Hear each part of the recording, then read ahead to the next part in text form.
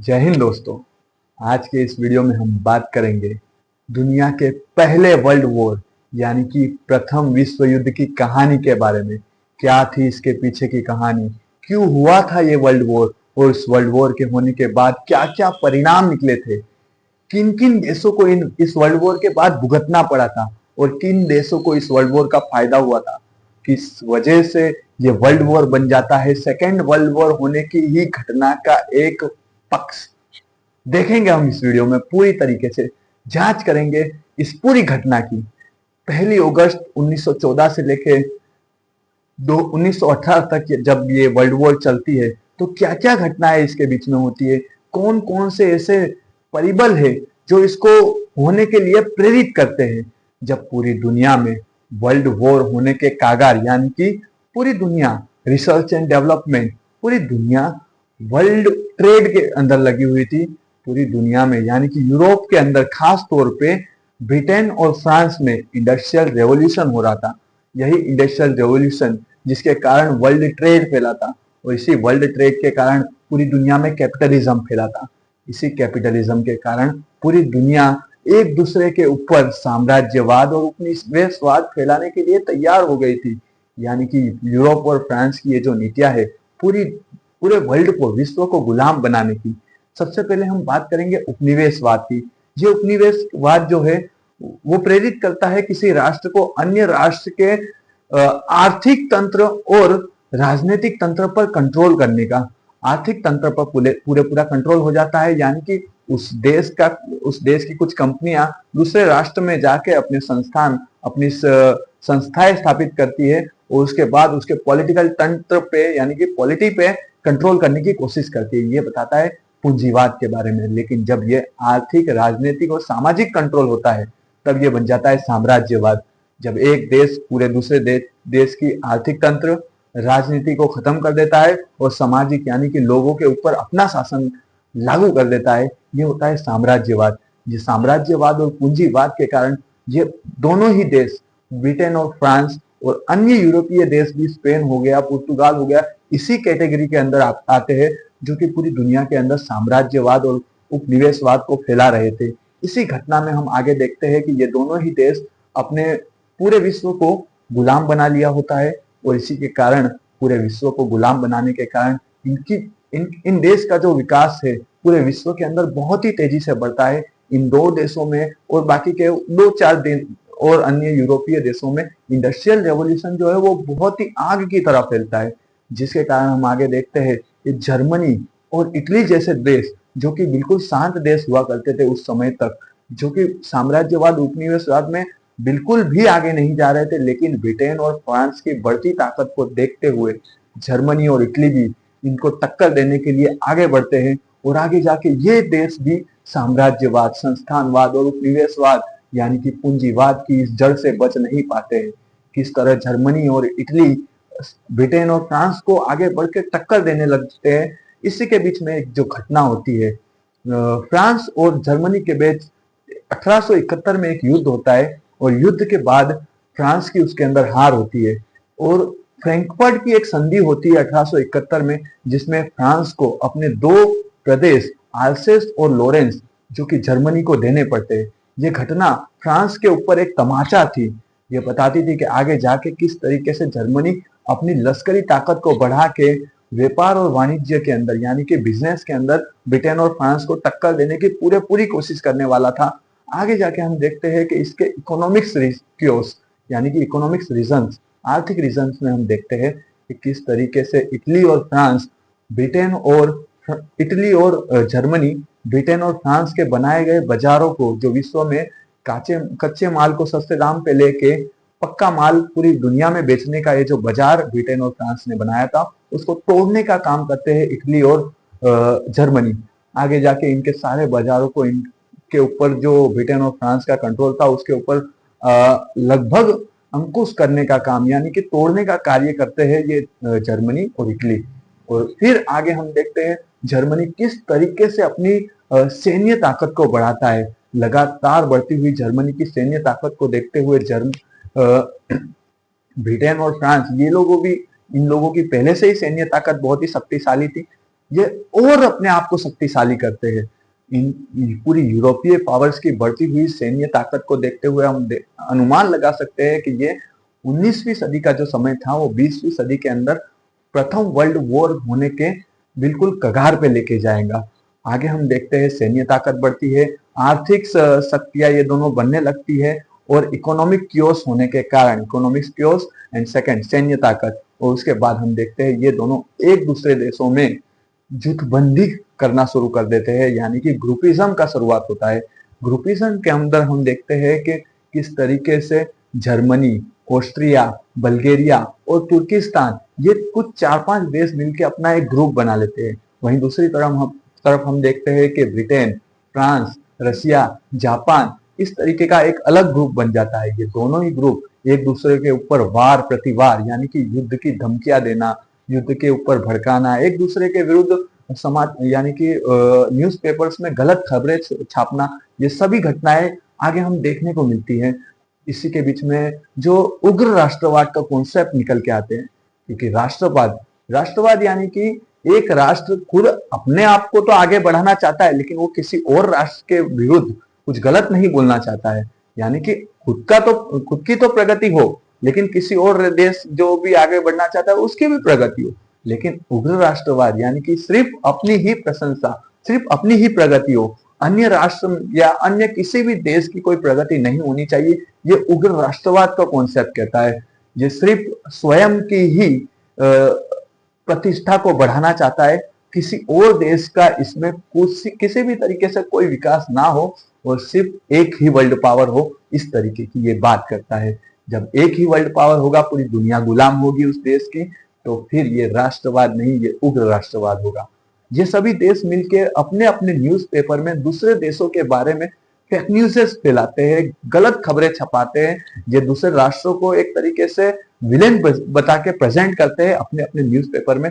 ये सभी देश अपने एनिमी कंट्री के खिलाफ, दुश्मन देश के खिलाफ ये कार्य करते हुए देखने को मिलते हैं। आगे हम देखते हैं कि न्यूज़पेपर के बाद इन सभी देशों के अंदर उग्र राष्ट्रवाद की भावना भी आ जाती है, और जो इनके चिंतक लोग हैं, जो विचारक लोग हैं, वही लोग बन जाते हैं इस युद्ध को आग में घी डालने वाले लोग। हम देखते हैं कि युद्ध के लिए जो ये तत्व ज्ञान देते हैं, यानी कि इनके जो विचारक है, जैसे कि मैं एक बात करूंगा, जर्मनी के विचारक नीत्शे कहते हैं कि युद्ध ही अंतिम उपाय, यानी कि युद्ध को वो एक पवित्र कार्य बताते हैं। हम देखते हैं कि ट्रिस्टक करके जो जर्मनी के एक विचारक है, वो कहते हैं कि सिर्फ शक्तिशाली को ही जीने का अधिकार है, यानी कि शक्तिशाली बनना होगा। अगर हम शक्तिशाली नहीं बने तो कोई और राष्ट्र, कोई और बड़ा देश हमको खा जाएगा। और यही घटनाएं इस समय के अंदर, इस पृष्ठभूमि के अंदर हम देखते हैं कि लगातार से हो रही है।